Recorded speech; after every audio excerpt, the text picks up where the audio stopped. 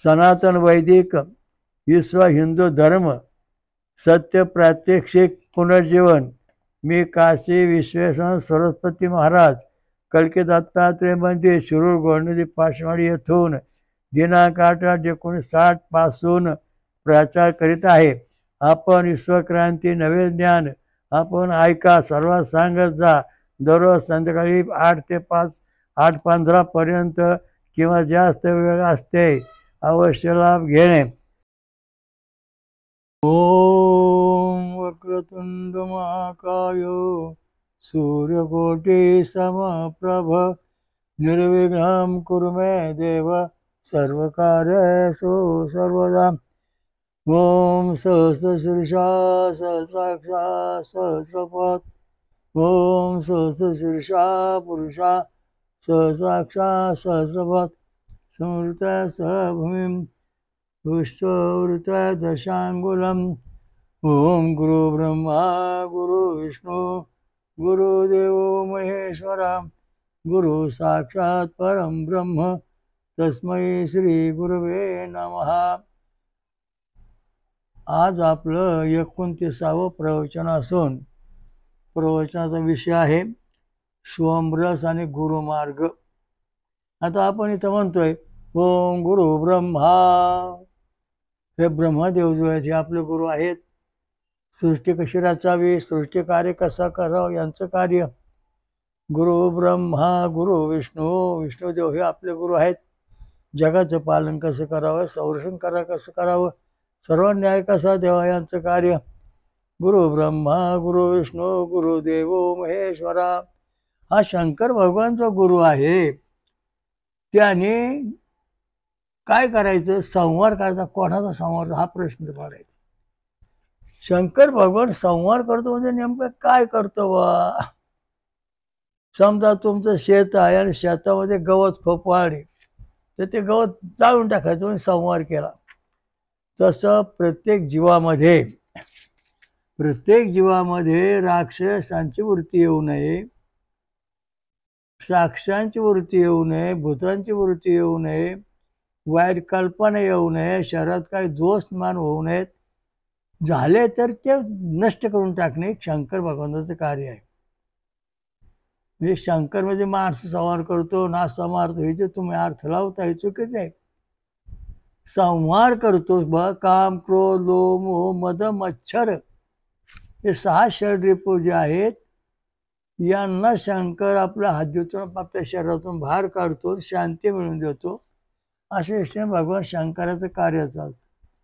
मग पुढे काय, ओम गुरु ब्रह्मा गुरु विष्णू गुरुदेवो महेश्वरा गुरु साक्षात परम ब्रह्म तस्मै श्री गुरुवे नमः। आता या ठिकाणी परम ब्रह्म हा आपला गुरु आहे। मग हा परम ब्रह्म कोण गुरु आहे? हा मानवी स्वरूप गुरु आहे का देव स्वरूपाचा? 3 देव आपले गुरु झाले, मग 4था देव स्वरूप गुरु पाहिजे ना। आणि तुम्ही मानव स्वरूप गुरु धरता, हा आमचा गुरु, हा आमचा गुरु। हा गुरु नाही होत, हा गुरु होत। तर हा जो गुरु आहे चौथा आपला परब्रह्म स्वरूप जो गुरु आहे त्याचा अर्थ असा आहे ओम सहस्रशीर्षा पुरुषा सहस्राक्षा सहस्रपाद सवृता दशांगुलम।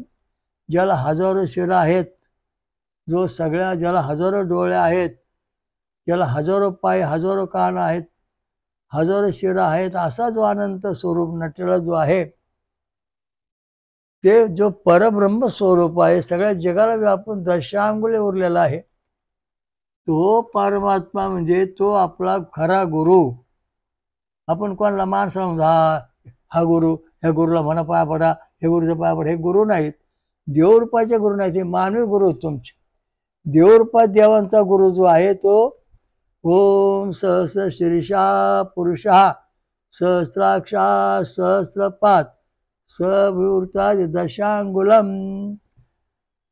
ज्याला अनंत शिरा आहेत, अनंत डोळे आहेत, अनंत कान आहेत, अनंत मुख आहेत, अनंत नाक आहेत, अनंत हात आहेत, अनंत पाय, अनंत शरीर आहेत, असा जो सगळ्या जगाला व्यापून दशांगुले उरलेला जो परमात्मा कलकी दत्त महाराज हा आपला खरा गुरु आहे।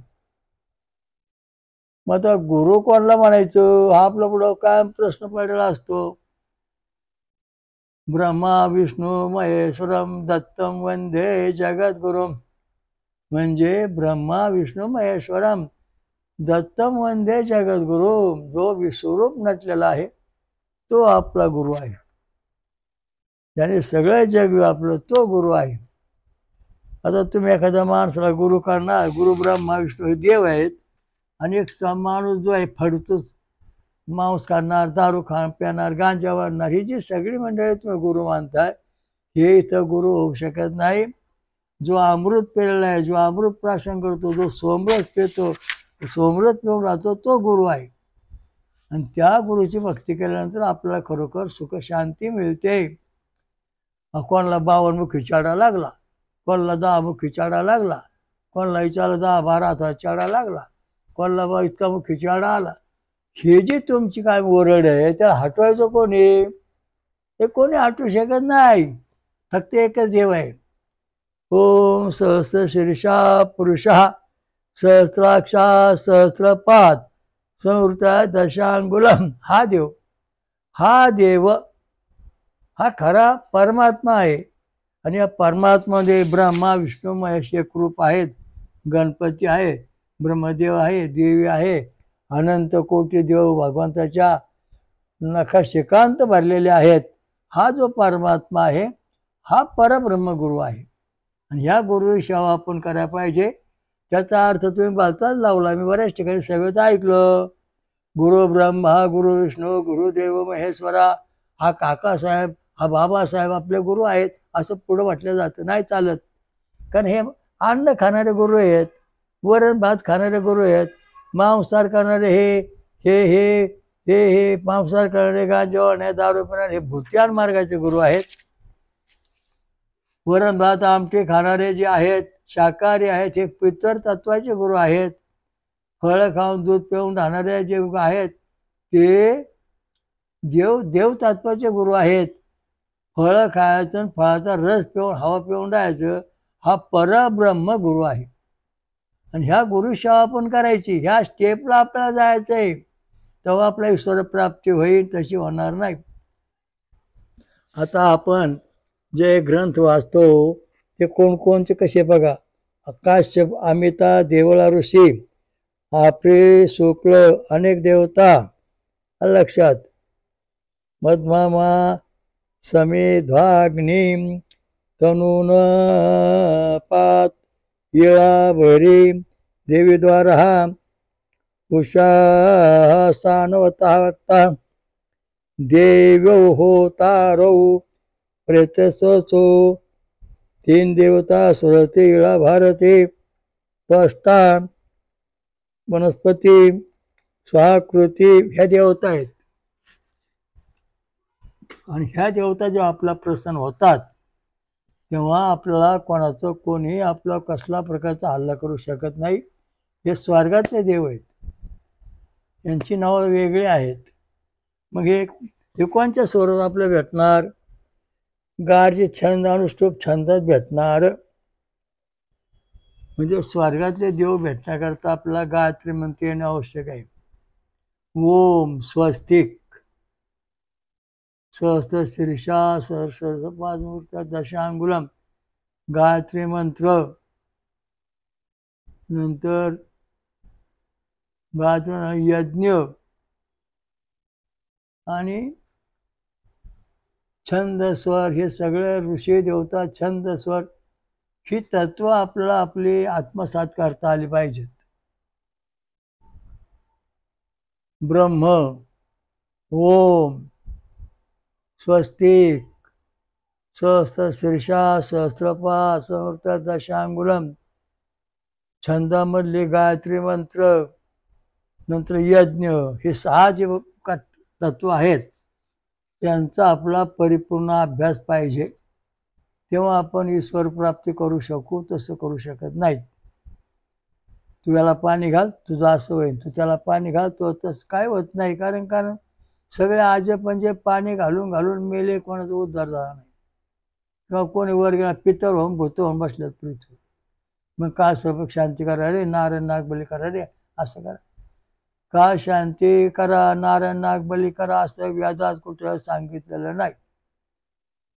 वेदामध्ये बघताना ओम यज्ञ देवस्थान धर्म हे नागमपुरी संती देव हा यज्ञ करणारे जे सगळे होता साधू संत ऋषीमुनी आहेत ते प्रथम स्वर्गात जाऊन पोहोचले. बाकीचं कोणालाही स्वर्गात जाण्याचा अधिकारी तर दिलेला नाही. माळकरी नाही, टाळकरी नाही, काय नाही, त्याचं तसं काय लिहिलेलं नाही. फक्त एकच सांगलं यज्ञ देवस्थान यज्ञ करणारेच फक्त स्वर्गात जाऊन पोहोचतात. बाकीचं कोणालाही स्वर्गात जाता येत नाही. हे माळ घाला तुला असं होईन, ते माळ घाल तुला तसं होईन, कोणी जात नाही. माळकरी नाही, टाळकरी नाही, भजनी नाही, कोणी जात नाही. जे यज्ञ करतील त्यांनाच फक्त स्वर्गात जायचा अधिकार आहे. यज्ञाला वदाचा अधिकार आहे. मग आता बघा पुढं आता वाचून पाहू आपण पुढं काय झालं बघा. ओम ओम रविना चित्रम अश्विनम इंदो विश्वास्वा भरथना वस्य क्रोधे. हे सोमापूर्ण अद्भुत असूयुक्त असे विविध प्रकारचे धन ऐश्वर आमच्या सर्व आयुष्यभर आम्हाला देत राहा. तसेच आम्हाला अन्नधान्य संपन्न कर. धन संपन्न, धन म्हणजे ऐश्वर, विद्या याला धन म्हणतात. पैसाडका धन म्हटलं जात नाही वेदामध्ये. तर पुढं काय सांगितलं. समिधा विश्वतापती होमान विराजती प्रेणम वृषा कनिक्रदतम. प्रदीप्त केला गेलेला तेजस्वी सर्व जगाचा स्वामी असा प्रभू सोम आसन विदृष्ट झाला आहे. बलवान व इच्छापूर्तीकारक असा हा सोम सर्वांना संतुष्ट करून निष्पादन शब्द करू लागला आहे. आता या ठिकाणी सत्य सांगू लागलेलं आहे. तुम्हाला जर खरा परमेश्वर प्राप्ती करायची असेल तर स्वमरसच केलं पाहिजे. त्याच्याशिवाय ईश्वर प्राप्ती होत नाही. भजन कीर्तन जागरण गोंधळ हे सगळी तुमची साधना आहेत. परंतु ह्या साधनामधून गायत्री मंत्र आला पाहिजे. गायत्री मंत्र ऋषी देवता छंद आणि स्वर. गायत्री छंद सडजा स्वरा या स्वरामधून मानवाचं शरीर देवरूपात येत. कसं काय होतो. भुईमुगात शेंग पाहिली का. भुईमुगाचं पहिलं टर्पल तयार होतं छंद आणि स्वराने. मग त्याच्यामध्ये मगच जातो, तो शेंगदाणा तयार होतो, तो ऋषी बनतो. आणि त्या शेंगदाण्यामध्ये बारीक कोंब येतो, तो परमात्मा. अशा दृष्टीने आपलं शरीर तयार झालं पाहिजे. वासुदेव हृदय स्थिते. ओम स्वयंभू महाकल्की कले कालमत प्रपातो परमात्मा धर्मवन कृता अवतार. हा सगळ्यात श्रेष्ठ असा ज्याने अवतार घेतलेला आहे. तो अवतार जो आहे तो कलिरूपीमुळे सगळा धुवून काढला. पण कोणच्या रूपाने. वासुदेवे भगवसत्व हृदय स्थिते. ज्याचं सात्विक हृदय आहे त्याच्या हृदयामध्ये भगवान परमात्मा अवतीर्ण होतो. मग कसा होतो. आता या ठिकाणी असं आहे. आकारश प्रद्युम्न उकारश वासुदेव मकार संकर्षण अर्धमात्रस्य अनिरुद्ध. भगवंताच्या चारी भूत. यापैकी प्रद्युम्न म्हणजे गणपती, वासुदेव म्हणजे विष्णू, संकर्ष म्हणजे शंकर आणि अनिरुद्ध म्हणजे सूर्य. हे चार विभूती सांगितलेले आहेत. मग या चार विभूती जे आहेत याच्यातली आपली विभूती कोणची हा प्रश्न पडतो. आपला आकार स्वरूप आहे तेव्हा आपण ये विरक्त गटात गणपती आपला आराध्य दैवत शरीरामध्ये प्रवेश करून राहिलो वासुदेव रूपात.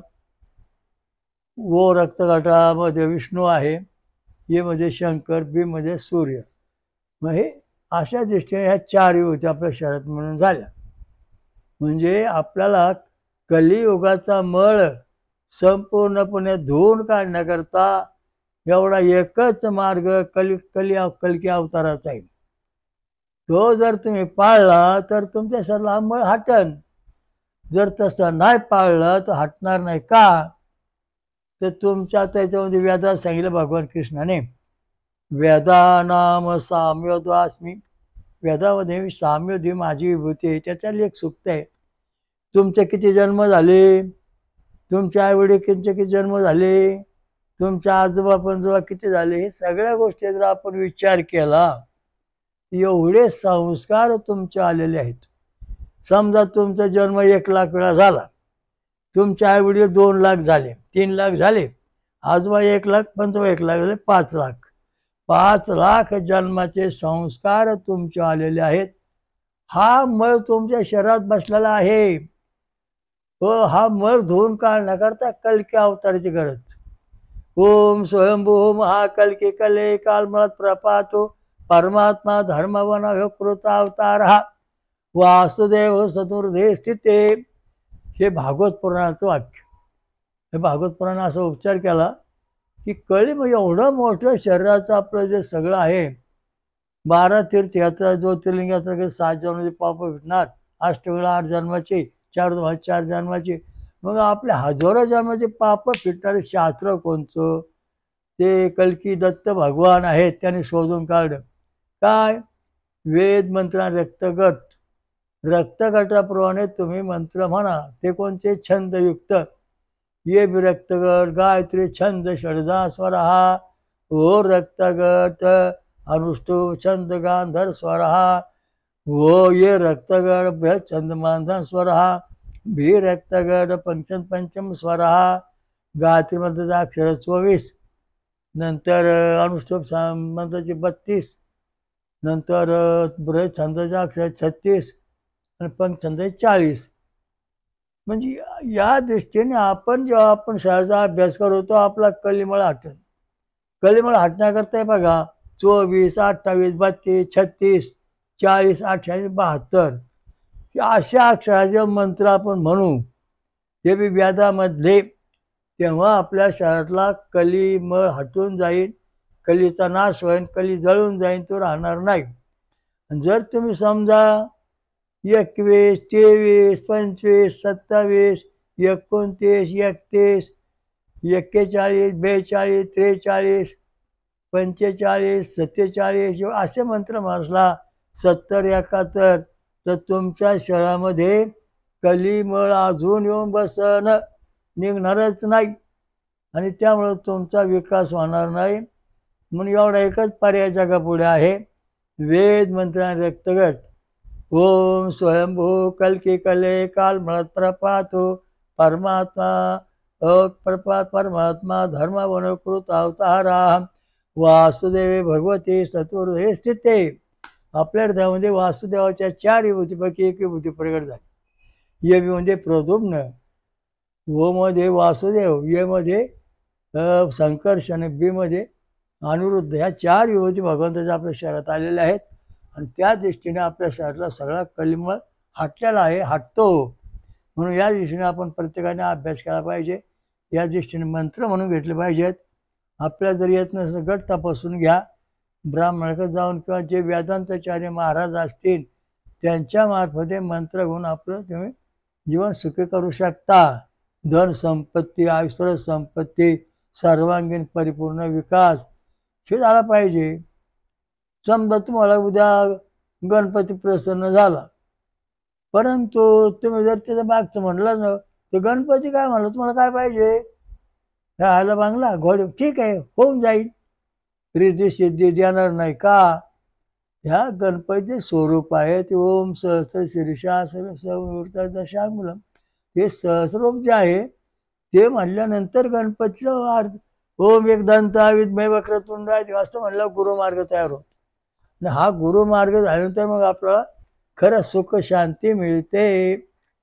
धर्माच्या चिंधड्या करून टाकलेल्या आहेत, ते आता आपल्या सगळ्या एकत्र आणायचे. ते म्हणजे तो म्हणजे एकच देव आहे. ओम सहस्र शीर्षा पुरुषा सहस्राक्षा सहस्रपाद समृता दशांगुलम. ऋग्वेदामध्ये हा मंत्र सांगितलेला आहे. यजुर्वेद सांगितलं आहे. अजून काही ग्रंथ सांगितलं आहे. भगवद्गीतेमध्ये भगवद्गीतेमध्ये हा मंत्र हा विधी सांगितलेला आहे. त्याचा छंद सुद्धा अनुष्टुप छंद गांधार स्वर आहे. वेदामध्ये गांधार स्वरूप अनुष्टुप छंद गांधार स्वर आहे. यजुर्वेदामध्ये अनुष्टुप गांधार स्वर आहे. नंतर बाकीचे काही ग्रंथात अनुष्टुप गांधार स्वर आहे. षडजा स्वर आहे, म्हणजे त्रिष्टुप छंद आहे. स्वर पण आहे पुढे तिकडे सांगितलेलं आहे. तर सांगायचा मुद्दा असा आहे की रामगीता जी आहे रामायणामध्ये 1000 श्लोकांची, त्याच्यामध्ये सुद्धा रचना जी आहे 20 श्लोकाची. रामाने हनुमंताला 20 श्लोक दाखवलं, ते सुद्धा अनुष्टुप गांधार स्वरामध्ये. भगवान कृष्णाने अर्जुनाला 20 श्लोक दाखवलं, ते सुद्धा अनुष्टुप छंद गांधार स्वरामध्ये आहे. आणि कल्की दत्त महाराज नरसिंह स्वामी त्रिविक्रम भारत स्वरूप दाखवलं, ते सुद्धा अनुष्टुप गांधार स्वरामध्ये आहे. आणि कल्की दत्त महाराज ज्या लोकांनी स्वरूप दर्शन झालं, ते सुद्धा अनुष्टुप छंद गांधार स्वरामध्ये आहे. आता आपला ते त्रिष्टवान स्वरूप 3 नंबरचं बटन आपल्याला 3 नंबरचं बटन जर समजा 6 mm 10 mm आलं, बाकीची त्याला सपोर्ट झाली सगळी साहेबी, तर आपला विश्वास दर्शन होऊ शकतं. म्हणजे आपला पुरावा आहे की विश्वास दर्शन होईन की नाही. साई बटणं पॉझिटिव्ह व्यवस्थित झाली पाहिजेत. आणि कशामुळं होणार? जेव्हा आपण सोमरस पिऊ तेव्हा होणार, तशी होणार नाहीत. आता का उदाहरण असं आहे की बोरी झाडं गाळाई असते, ती बोरीचा पाला खाते म्हणजे सोमरस पिते, आणि ते स्वस्त होऊन स्वतः होऊन कोस करते आणि फुलपाखरून आकाशात फिरू लागते. तेव्हा बरेच जण जमले, म्हणले महाराज आम्ही प्रयोग करणार. म्हणले करा. मग बोरीवरच्या बऱ्याच आळ्या लोकांनी धरून घेतल्या, काही बोरीवर ठेवल्या, काही डबेत घातल्या, काही कसला कोशामध्ये ठेवल्या. आणि ह्या आळ्याचं जेव्हा फुलपाखरू होईल तेव्हा आपण ह्या डब्या उघडू. त्याप्रमाणे ह्या कोशामधून ते फुलपाखरून बाहेर पडलं. तेव्हा बाकी लोकांनी त्या डब्या उघडल्या, आणि डब्या उघडल्यानंतर सगळ्या आळ्या मरून गेल्या होत्या. त्यांना परत त्यांचा कुठला विकास झाला नाही. का? याचं कारण असं आहे की वेद मंत्र जो आहे, गायत्री मंत्र छंद स्वर आहे, षडजा स्वर, त्या स्वरात जे शरीर तयार झाले त्याच्यापासूनच ते पुढे फुलपाखरू किंवा मानवाचा देव बनतो, तसा बनवू शकत नाही. तसे मग आपली पद्धत आहे, कुठेतरी मंत्र जपायचे, कुठेतरी विधी करायचे वाकडे तिकडे, त्यामुळे आपला नाश झाला. त्यामुळे हिंदू धर्माच्या चिंधड्या झाल्या, त्या सगळ्या आपल्याला आता एकत्र आणायच्यात आणि खऱ्या धर्माचं खरं शास्त्र जे आहे ते आपल्याला पाहायचं.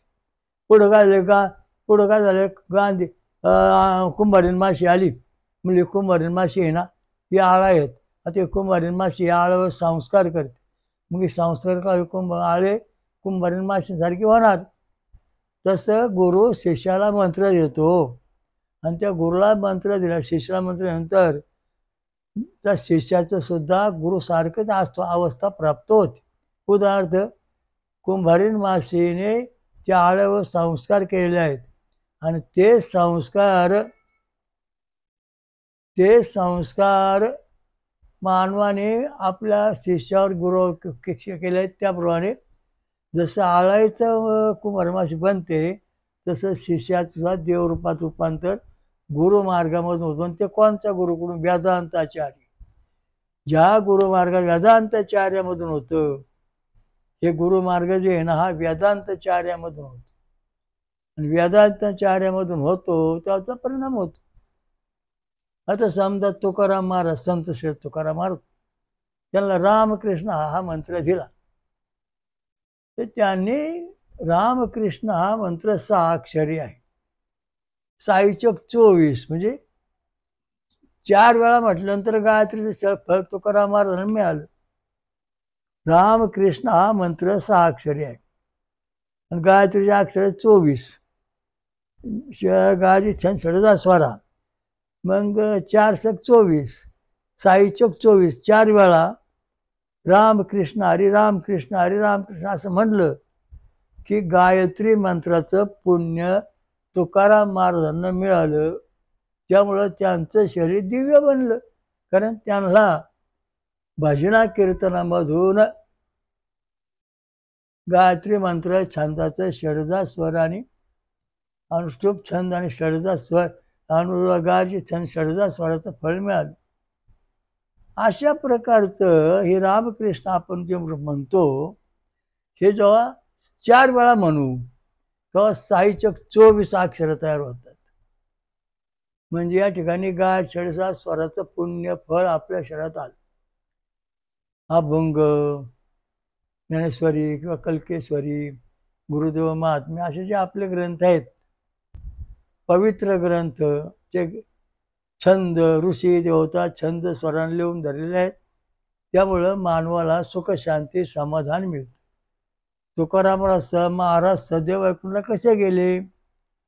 तर रामकृष्ण हरी हा मंत्र म्हणले, पण ते किती वेळा? साईचोक 4 वेळा. म्हणजे गायत्रीची 24 अक्षर.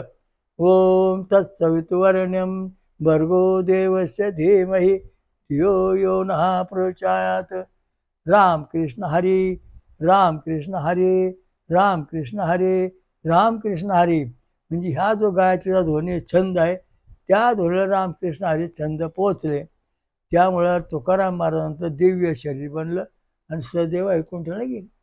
अशा गुरुमार्गाचे चमत्कार अशा मंत्रांनी होतात. आता कुंभारवासीने काय केलं? आळी आणली, त्या घरात ठेवली आणि घरात ठेवल्यानंतर ती झाली कुंभारीण माशी. परत तेव्हा बरेच जण जमले, म्हणले माशा, म्हणले माशा.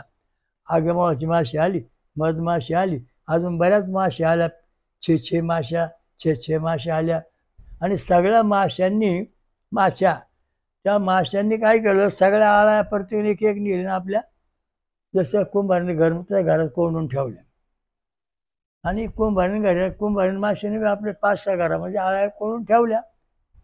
असा काही दिवस गेल्यानंतर कुंभारीण माशीच्या घरातून त्या आळ्या कुंभारीण माशीचं स्वरूप धारण करून बाहेर आल्या. परंतु जेव्हा ह्या दुसऱ्या माशाने जेव्हा आपलं ते घर खोलली, तर या सगळ्या आळ्या मरून गेल्या होत्या.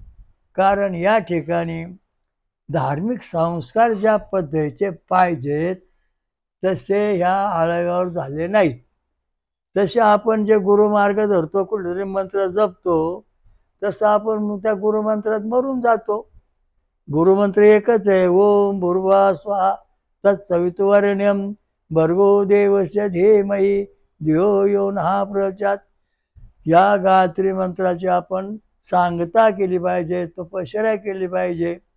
गायत्री पंचांग नावाचं मंत्र जे 5-6 अंग ते आपल्या गुरुदेव महात्म्यात लिहिले आहेत. बाकीच्या जगातल्या कुठल्याही ग्रंथामध्ये हे मंत्र नाहीत. रामकृष्ण हे ज्यांनी जप मंत्र केले, मुंजीमध्ये पाळले, ते मंत्र याच्यात दिले आहेत. अवश्य गुरुदेव महात्म्या वाचा, तुमचा सर्वांगीण विकास होईल. 12-14 अध्याय जवळजवळ. तर सांगायचा मुद्दा असा आहे की कुंभार असतो, चाक फिरवतो, तेव्हा माती धरतो, त्या मातीला हात लावतो, हाताला त्याने ते काथ्या लावला असतो, पट्टी, असा हात धरून ते कुंभाराचं मडकं बरोबर तयार होत. का कशामुळे तयार होते? चक्र फिरतय म्हणजे छंद फिरतोय, स्वर फिरतोय, आणि त्यामुळे कुंभाराचं गाडगं तयार होत छंद आणि स्वरामधून. तशा प्रकारचं प्रत्येक जीवाचं चक्र फिरतं कुंभाराच्या मागा चाकासारखं, आणि त्यामुळं प्रत्येक जीव 84 लक्ष येऊनचा जीव जन्माला येतो, रूप धारण करतो. हा गुरुमार्ग आहे. आता पुढं काय झालं? हा आपला मार्ग चुकला. कारण आपण ज्या गुरुकडून दीक्षा घ्यायला पाहिजे होती, म्हणजे आळ्याने स्वतः दीक्षा घेऊन स्वतः उद्धार केला बोरीमधल्या. नंतर गुरुमार्गामध्ये आल्यानंतर कुंभारीण मास्त्रीने आपल्या आळ्याला आपल्यासारखं बनवलं, की नाही काळ वेळ करते ब्रह्मतात काळ, असं करून टाकलं. पुढं असे परिस्थिती निर्माण झाले की अनेक माशांनी आळ्या नेऊन आपण यांना आपल्यासारखं बनवू किंवा कुंभारांसोबत तसं काय बनवू शकलं नाही.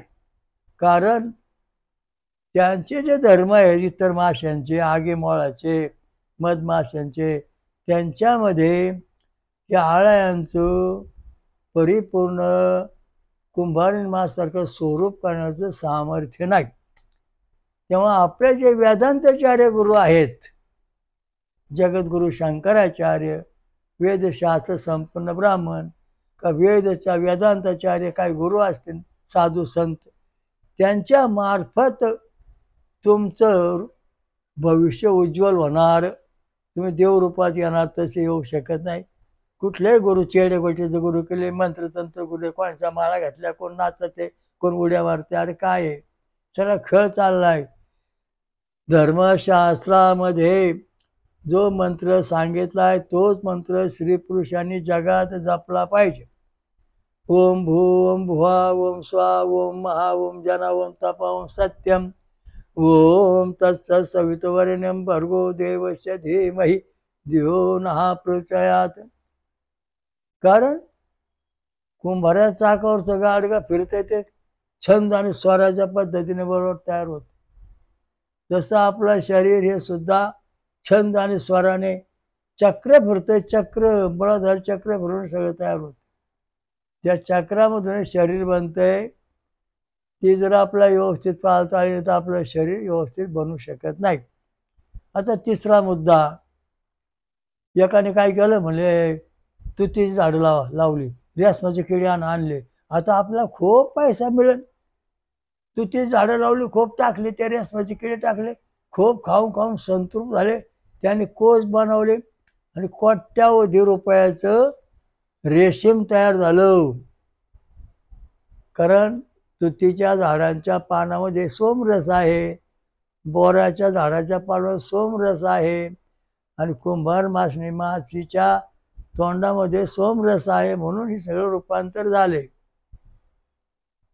मग काय म्हणले, हे काय माणसं म्हणले, हो थांबा थांबा, आम्ही प्रयोग करतो, तुम्ही तुमची तुती झाडं त्या तुमचे हे ना रेशमाचे किडे ते ठेवून द्या आळा. मग रेशमाचे किडे घेतले बऱ्याच लोकांनी, घास टाकला, नंतर त्याला मका टाकली, पानं हिरवगार टाकली, तर किडे सोडून दिले. पुढा म्हणजे धर्मांतर केलं. धर्मांतर म्हणजे हे सोमरस खात पेतात ना, हे सोडून ह्या धर्मामध्ये घ्या, यांना घासात टाका. घासावर त्या रेशमाचे किडे सोडल्यानंतर त्याच्यातला एकाही किडाने रेशीम तयार केलं नाही, दोघदुघीने जगले किंवा मेले काय. तर अशा दृष्टीने जेव्हा आपण आपला धर्म सोडून दुसरीकडे जातो, परधर्म भयावहा, स्वधर्म रे स्त्रिया, आपला धर्म किती वाईट असला तरी आपण सोडायचं नाही, असं भगवान कृष्णाने सांगितलं. आणि परधर्म हा भयावह. आता इथं बघाय, तुतीचं झाड सोडून, पाला सोडून घासाच्या पाल्यावर तुम्ही एक रेशमी किडे ठेवले, त्यांचा विकास झाला नाही, त्याला रेशीम तयार करता आलं नाही. तशा प्रकारचं आपण धर्मांतर जेव्हा करतो तेव्हा आपला काही उपयोग होत नाही. जरी धर्म पैसा अडका असला, तुम्हाला घास चांगला दिसतोय, त्यात किडे वळवळ करतो, त्यांचं रूपांतर कुठं होते, त्यांना ही रेशीम कुठं बनवता येते. कारण धर्माची जी रूपरेषा आहे, परंपरा आहे, ती जशीची तशी पुढं चालली पाहिजे. ती चालते फक्त गायत्री मंत्र तत्वावर, इतर मंत्रावर ते चालत नाही. आणि ते गायत्री मंत्र तत्वावर चालते. भजन कीर्तन आपण त्याला सपोर्ट देतो, पण प्रत्येक जे महाराज आहेत मोठाले, ते गायत्री मंत्र म्हटल्याशिवाय दररोज जात नाहीत. केशवाय मामा दोन गोविंद असे म्हणतात, गायची संध्या करतात, त्रिकाळ पूजा करतात.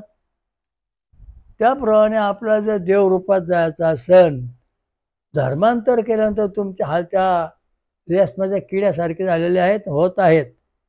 म्हणून तुम्ही हे सगळं सोडून दिलं पाहिजे आणि आपला जो परम सनातन वैदिक विश्वधर्म, याचा स्वीकार, या धर्माचं पालन कायम केलं पाहिजे.